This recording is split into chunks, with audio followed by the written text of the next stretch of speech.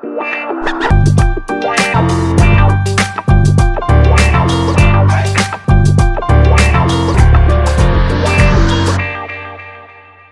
you've watched the movie Anikulapo by Fulayo, then you would know and you agree with me that the movie portrays the Yoruba culture aptly.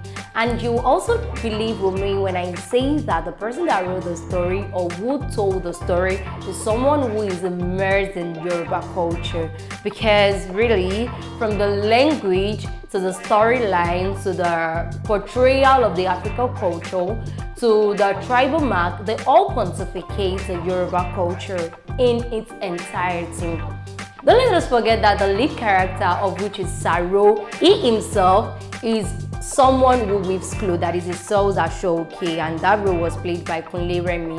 And that actually inspires me that, okay, so there's this beautiful attire when it comes to Yoruba culture, then let's talk about it. And that is the essence of today's show. We're talking about the Yoruba culture and their peculiar attires.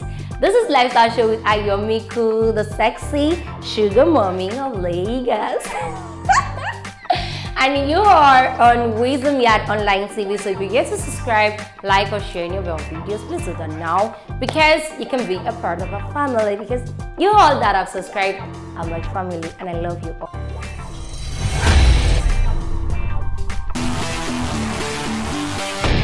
Now let's go to the business of the day. When we talk about Ashoke or Ashofi, they are known to be clothes that are of fabrics that are woven on a loom, and they are very common or peculiar to the Yoruba culture. So Ashoke is always very rich because they are made with velvets, they are made with frills or grills. You tend to see all this kind of different designs of it, but whatever design it is, just know that it is always very beautiful. We have the Sonyo, we have Alari, we have the Etsu. All of these are just very beautiful and they are very common to the Yoruba people.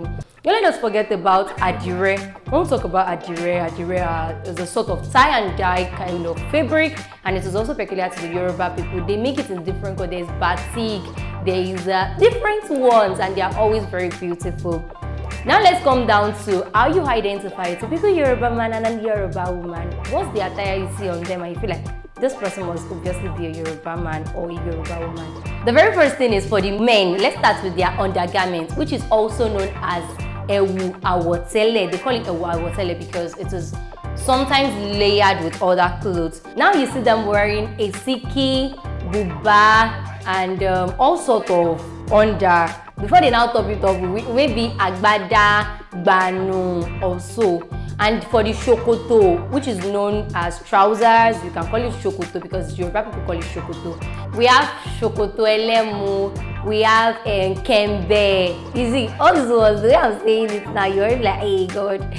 So even people have even modernized it and we're wearing it now. You see all these men wearing baggy shokoto. They got it from the kembe, from the Yoruba culture. That's why they are now modernizing everything. So all of this paired with the awotele that I said before and the agbada will now give you this kind of man, Yoruba man that is on shokoto with buba and agbada. They look so beautiful when they put this on.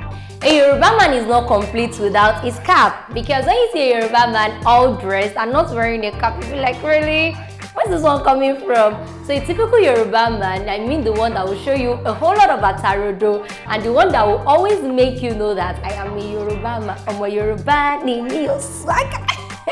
You see how those people like Saro and when you see them, you always see them with their cap. You see that in the movie, you were seeing Saro with Abeti Aja. That's a type of cap when it comes to Yoruba attire. It has a kind of dog flap, dog ear flap sort of look, you get. So it is called Abeti Aja. You can see it looking so beautiful. And we've also spotted this particular cap on our former president of Nigeria, person of Goodluck Ebele Jonathan. Even though he's not a Yoruba man, he admires the culture, and that shows you how contagious Yoruba culture can be. And another one is the gobi. Gobi is very, very popular among the Yoruba men. You always see them wearing to parties, to events, and this is also a cap that is common to our presidential candidate of the APC in person of Bola Ahmed Tinubu. You always see Baba on gobi, you know. every time you always see his cap, it's always gobi. Same as Babatunde Raji Fashola, he wears gobi also. The next one is the alagba. Now, alagba that I'm trying to talk about, it stands to be corrected when it comes to the pronunciation, is not the alagba of a masquerade, okay? It is the cap. It tends to have this look like the Hausa cap, but it is not. And this is also common when you see Professor Yemi Osinbajo. He's always wearing this particular cap and he's always looking very beautiful on him. Now let's go to my women, sexy people like us. So when you see a typical Yoruba woman, you always see her wearing iro and buba, but that's like the most common one, okay? But then they've modernized it and you tend to see different ones. There's short sleeved, there's even the ones that the iro will be short. Don't forget this Tunde Kilani movie, Oleku. That's where we all started calling this type of fabric, like this kind of attire for the women, Oleku, you know, the short sleeved and the short iro, so it's called oleku, and it's always very looking beautiful on the women. Women too have their own undergarments. We have tobi and shimi. So the tobi is always worn on top and it serves like a place for them to keep some things, like on the outer parts they can keep their stuffs, and the shimi is sleeveless armless gown that is worn underneath their major clothes. So they tend to use that as their own undergarment.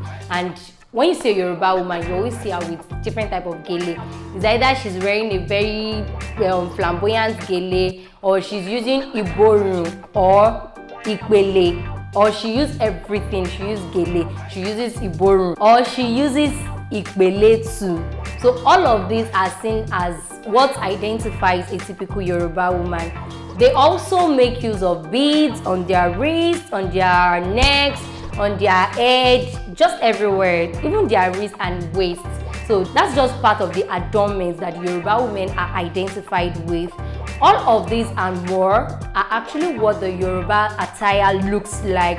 But if you feel like there are some that I've not added to what I've discussed today on the show, do well to put your opinion in the comment box and let's have some learning in the comment box. I remain Ayomikun, sexy sugar mommy of Lagos. And until next time, bye!